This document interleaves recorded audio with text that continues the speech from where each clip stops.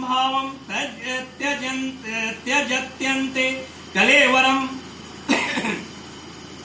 तम तमेवैति कौन्तेय सदा तद्भाव भाविता यम वापि स्मरण भावं सदा तद्भाव भाविता। भगवान ने इस नियम में दया से भरी हुई एक विलक्षण बात बताई है कि अंतिम चिंतन के अनुसार मनुष्य को उस जोनि की प्राप्ति होती है।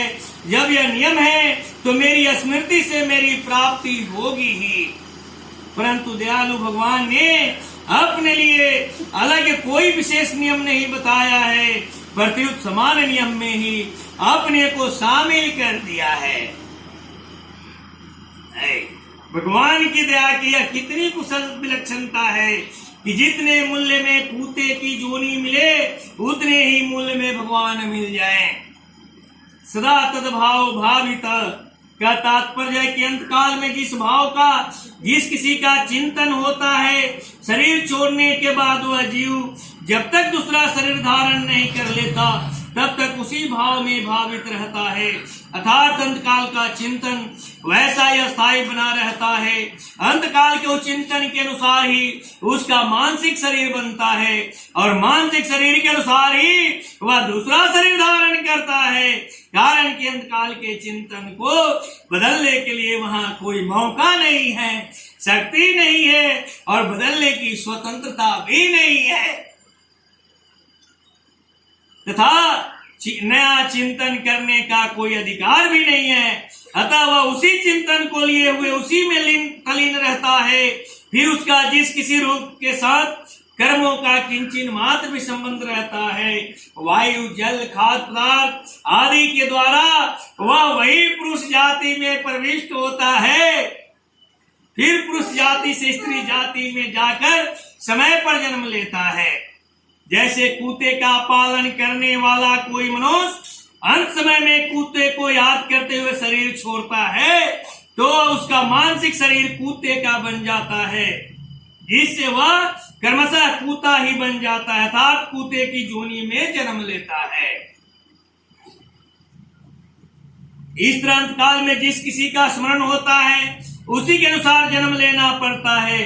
परंतु इसका तात्पर्य यह नहीं है कि मकान को याद करते हुए शरीर छोड़ने से मकान बन जाएगा, धन को याद करते हुए शरीर छोड़ने से धन बन जाएगा, आदि प्रति मकान का चिंतन होने से वह उस मकान में चूहा छिपकली आदि बन जाएगा और धन का चिंतन करने से वह सांप बन जाएगा आदि।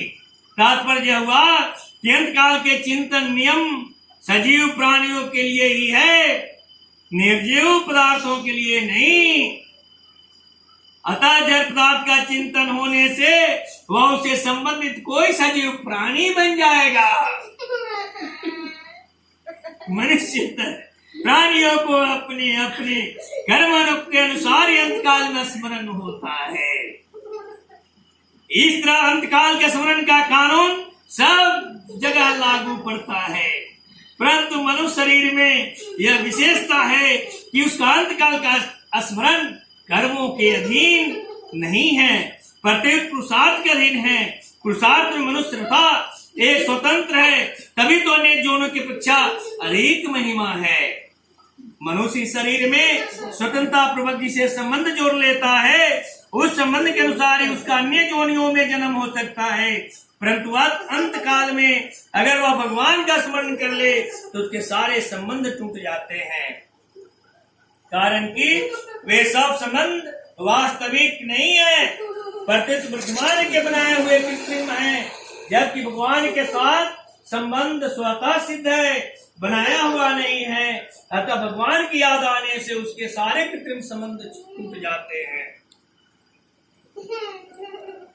दूसरे जन्म की प्राप्ति अंत काल में हुए चिंतन के अनुसार होती है। जिसका जैसा स्वभाव होता है अंत काल में उसे वो प्राय वैसा ही चिंतन होता है। जैसे जिसका कूते पालने का स्वभाव होता है अंत काल में उसे कूते का चिंतन होता है। वह चिंतन आकाशवाणी केंद्र के द्वारा प्रसारित ध्वनि की तरह सब जगह फैल जाता है। जैसा आकाशवाणी केंद्र के द्वारा प्रसारित ध्वनि रेडियो के द्वारा पकड़ में आ जाती है, ऐसे अंतकालीन कूते का चिंतन संबंधित कूते के द्वारा साथ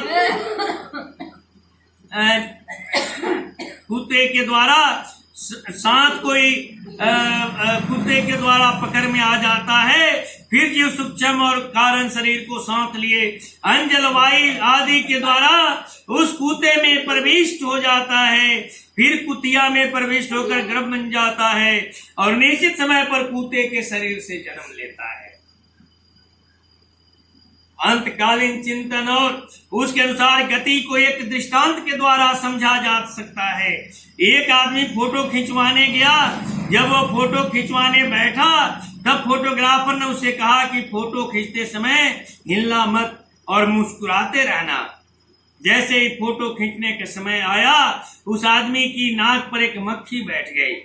हाथ से मक्खी को भगाना ठीक न समझकर उसने अपनी नाक को सिकोड़ा।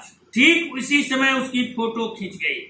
उस आदमी ने फोटोग्राफर से फोटो मांगी तो उसने कहा कि अभी फोटो को प्रत्यक्ष रूप में आने में कुछ समय लगेगा, आप अमुक दिन फोटो ले जाना।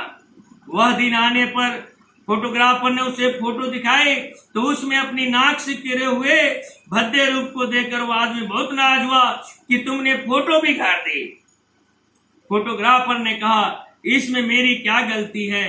फोटो खींचते समय आपने जैसी आकृति बनाई थी वैसी फोटो में आ गई। अब तो फोटो में परिवर्तन नहीं हो सकता। इसी तरह अंतकाल में मनुष्य का जैसा चिंतन होगा वैसे ही उसको जोनी प्राप्त होगी। फोटो खींचने का समय तो पहले से ही मालूम रहता है, पर मृत्यु कब आ जाए इसका हमें कुछ पता नहीं रहता। इसलिए अपने स्वभाव चिंतन को निर्मल बनाए रखते हुए हर समय सावधान रहना चाहिए और भगवान का निरंतर स्मरण करते रहना चाहिए। अंतकालीन गति के नियम में भगवान की न्यायकारिता और दयालुता ये दोनों ही फली हुई है। साधारण दृष्टि से न्याय और दया दोनों परस्पर विरुद्ध मालूम देते हैं। अगर न्याय करेंगे तो दया सिद्ध नहीं होगी और दया करेंगे तो न्याय सिद्ध नहीं होगा। कारण कि न्याय में ठीक ठीक निर्णय होता है, छूट नहीं होती, और दया में छूट होती है। परंतु वास्तव में यह विरोध सामान्य और क्रूर पुरुष के बनाए हुए न्याय में ही आ सकता है, भगवान के बनाए हुए न्याय में नहीं। क्योंकि भगवान परम दयालु और प्राणी मात्र के सुहृद हैं। सुहृदम सर्वभूतानां, भगवान के सभी न्याय कानून दया से परिपूर्ण होते हैं। मनुष्य अंत काल में जैसा स्मरण करता है उसी के अनुसार उसकी गति होती है। अगर कोई कुत्ते का चिंतन करते हुए मरता है तो क्रमशः कुत्ता ही बन जाता है। यह भगवान का मनुष्य मात्र के प्रति लागू होने वाला न्याय हुआ। क्योंकि भगवान ने मनुष्य मात्र को यह स्वतंत्रता दी है कि वह चाहे मेरा स्मरण करे चाहे अन्य का स्मरण करे। इसलिए भगवान का न्याय है, जितने मूल्य में कुत्ते की जोनी मिले उतने ही मूल्य में भगवान मिल जाए। यह मनुष्य मात्र के प्रति भगवान की दया है। अगर मनुष्य भगवान की न्यायकारिता और दयालुता की तरफ ख्याल करे तो उसका भगवान में आकर्षण हो जाएगा। 7वें अध्याय की 21वें श्लोक में भगवान ने एव एव याम याम तनु भक्तम भक्ता पदों से उपासना के विषय में मनुष्य की स्वतंत्रता बताई थी। अब इस श्लोक में गति के विषय में मनुष्य की स्वतंत्रता बताते हैं। तात्पर्य है कि अपनी उपासना और गति के विषय में मनुष्य स्वतंत्र है और उसमें भगवान अपने दयालु स्वभाव के कारण बाधक नहीं बनते, प्रत्युत उसकी सहायता करते हैं। मनुष्य ही मिली हुई स्वतंत्रता का दुरुपयोग करके दुर्गति में चला जाता है। यह मनुष्य की महत्ता है कि वह जो चाहे वही पा सकता है। ऐसा कोई दुर्लभ पद नहीं है जो मनुष्य को ना मिल सके, जिसमें लाभ का कोई अंत न हो और दुख का लेश भी न हो। ऐसा पद मनुष्य प्राप्त कर सकता है। परंतु भोग और संग्रह में लगकर मनुष्य 84 लाख योनियों में और नरकों में चला जाता है। इसलिए भगवान दुख के साथ कहते हैं कि अप्राप्य माम निर्वतन्ते मृत्यु संसार वर्तमनि माम प्रापयो कौन्तेय तो यान्ते धमा गतिम। मनुष्य अंत काल में जैसा चिंतन करता है वैसा ही उसकी गति होती है। इस विषय में एक श्लोक आता है, वासना यस्य तत्र स्यात् सतम स्वप्नेषु पश्यति स्वप्न मरणे यज्ञम वासना तो वह पुनर्निर्णाम। जिस मनुष्य की जहाँ वासना होती है उसी वासना के अनुरूप वह स्वप्न देखता है। स्वप्न के समान यह स्मरण होता है, अर्थात वासना के अनुरूप यह समय में चिंतन होता है और उस चिंतन के अनुसार ही मनुष्य की गति होती है। तात्पर्य है कि मृत्यु काल में हम जैसा चाहें वैसा चिंतन नहीं कर सकते, प्रत्युत हमारे भीतर जैसी वासना होगी वैसा ही चिंतन स्वतः होगा और उसके अनुसार ही गति होगी। जिस वस्तु को हम सता और महत्ता देते हैं, उसे संबंध जोड़ते हैं, उसे सुख लेते हैं, उसकी वासना बनती है।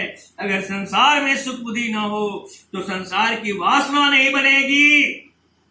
वासना न बनने पर मृत्यु काल में भी चिंतन होगा, भगवान का ही चिंतन होगा, क्योंकि सिद्धांत से सब कुछ भगवान ही है। वासुदेव सर्वम